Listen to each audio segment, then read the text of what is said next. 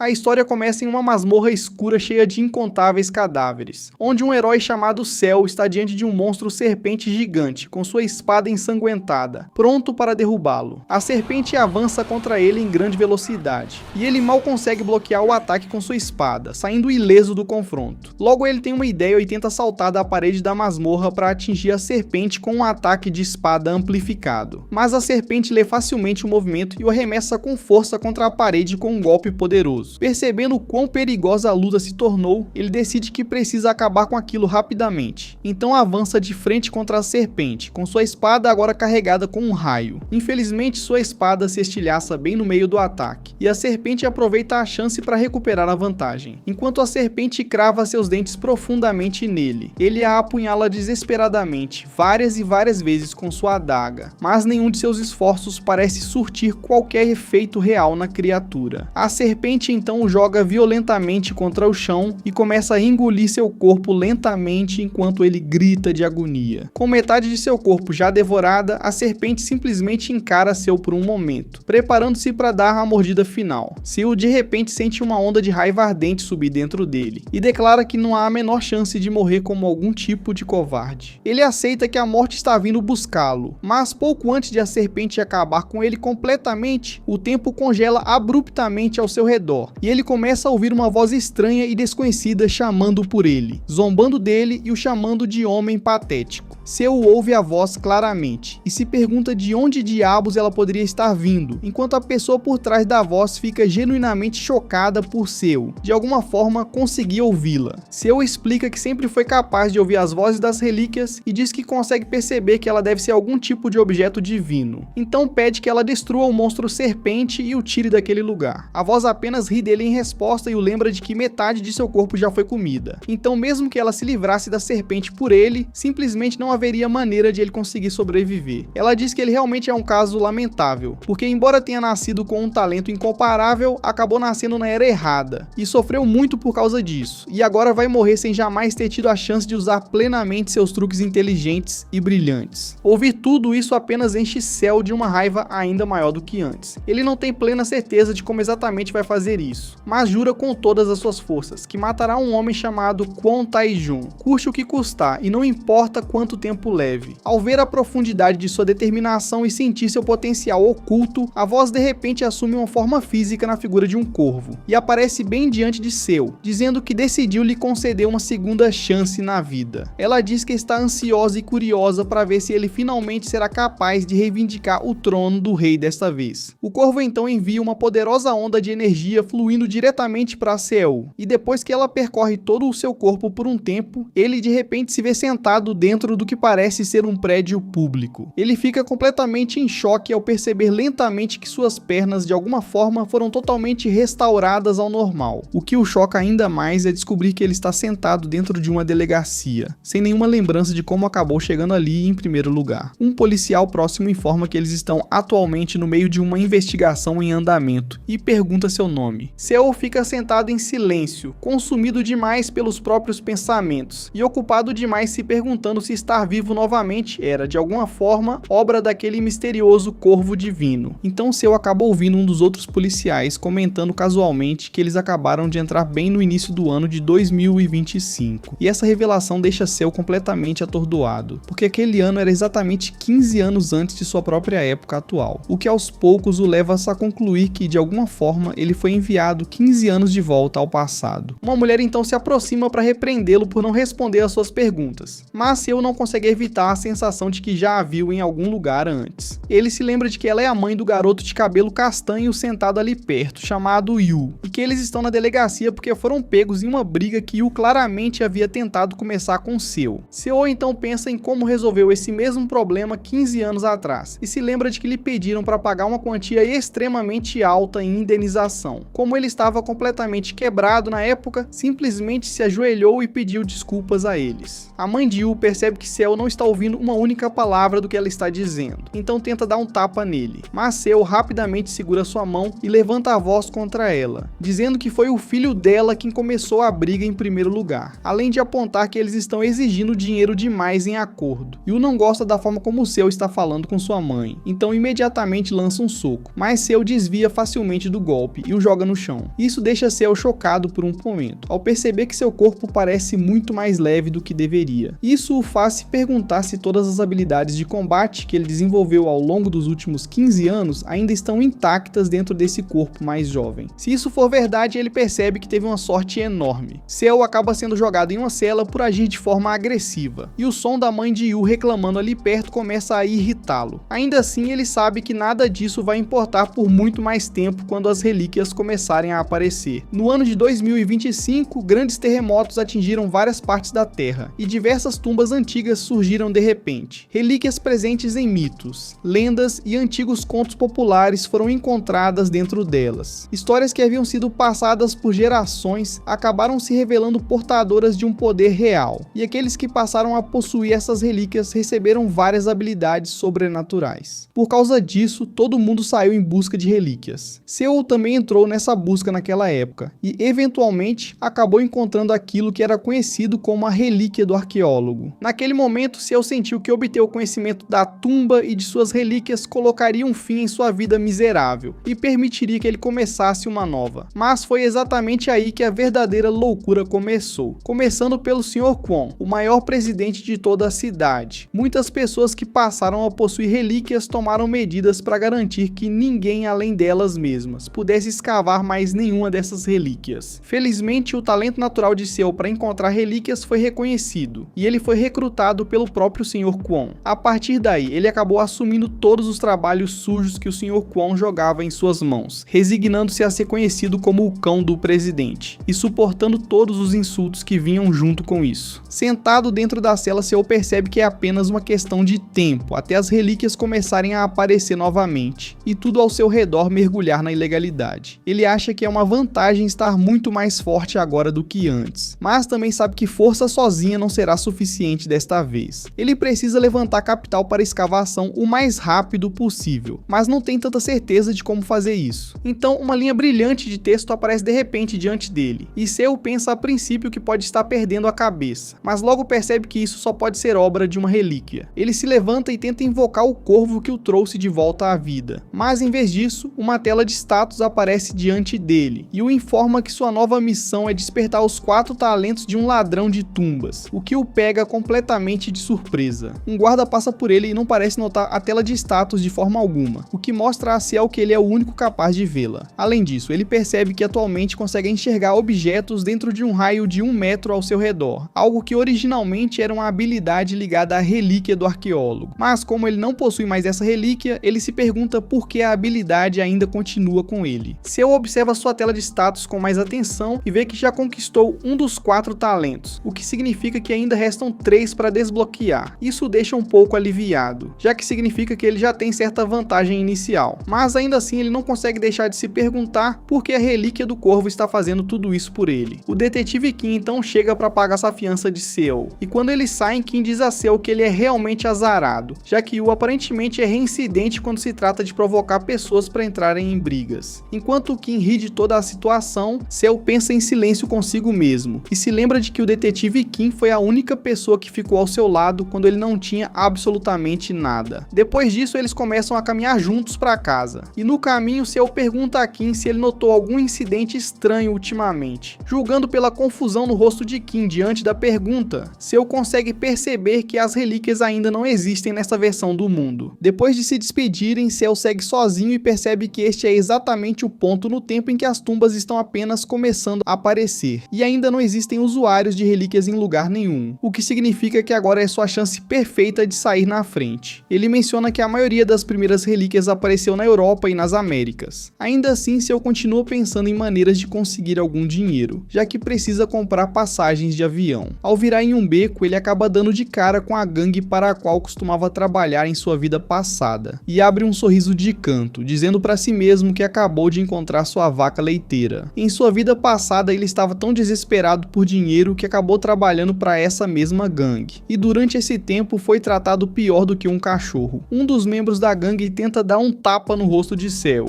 mas Cell o derruba facilmente com um movimento rápido. Cell então se vira para falar com o resto deles, dizendo que está se demitindo e que tudo o que eles precisam fazer agora é pagar os salários atrasados e a indenização que devem a ele. Mas a gangue se recusa a recuar e avança direto direto contra Seu, embora Seu use facilmente suas habilidades em artes marciais, para derrubá-los um após o outro. Os membros da gangue ficam completamente chocados com as habilidades de Seu, já que ele sempre foi visto como um caso perdido quando o assunto era lutar. Depois de um tempo, Seu percebe que suas mãos estão começando a tremer, então decide de acabar com aquilo rapidamente. Em certo momento, a única pessoa que resta de pé é o chefe da gangue, e desesperado para derrubar Seu, ele puxa sua lâmina especial e se prepara para avançar contra ele. Seu imediatamente percebe a lâmina e consegue notar na hora que ela é uma relíquia. Ele não tem tanta certeza de por que algo assim já existe tão cedo no apocalipse, mas tem certeza de uma coisa: aquilo será dele. Seu arranca a lâmina das mãos do chefe da gangue e decide mostrar ao restante dos criminosos do que aquela arma realmente é capaz. A arma aumenta drasticamente sua velocidade e sua força, permitindo que ele derrote todos os membros da gangue em apenas alguns segundos. Depois de deixar vários deles com ferimentos de faca, os restantes perdem toda a coragem e só querem ir embora e voltar para casa. Enquanto isso, na Galeria Xiang, a mulher responsável pelo local recebe uma ligação de seu subordinado. Ele explica que Seu ficou incrivelmente forte de repente, derrotou todos eles, roubou cada iene da conta e ainda levou a estátua de Buda. Furiosa, ela o chama de idiota e ordena que recupere a estátua imediatamente. Ao mesmo tempo, Seu caminha pela cidade carregando a estátua de Buda e se perguntando o que deveria fazer com ela. Mais cedo, ele visitou uma casa de penhores, mas o avaliador disse que a estátua praticamente não tinha valor. Mesmo assim, Seu não acredita nisso. Depois de ver o desespero do chefe da gangue, Arai, para recuperá-la, ele está convencido de que deve haver algo valioso nela. Seu usa sua habilidade de avaliação e descobre que existe uma substância estranha escondida dentro da estátua. Ele usa a lâmina para abri-la cuidadosamente e encontra um pequeno frasco cheio de um líquido misterioso. Um enorme sorriso surge em seu rosto quando percebe que realmente evitou cometer um grande erro ao não vendê-la para a casa de penhores. De volta à galeria, o detetive Kim chega com Arai algemado. Ele informa a CI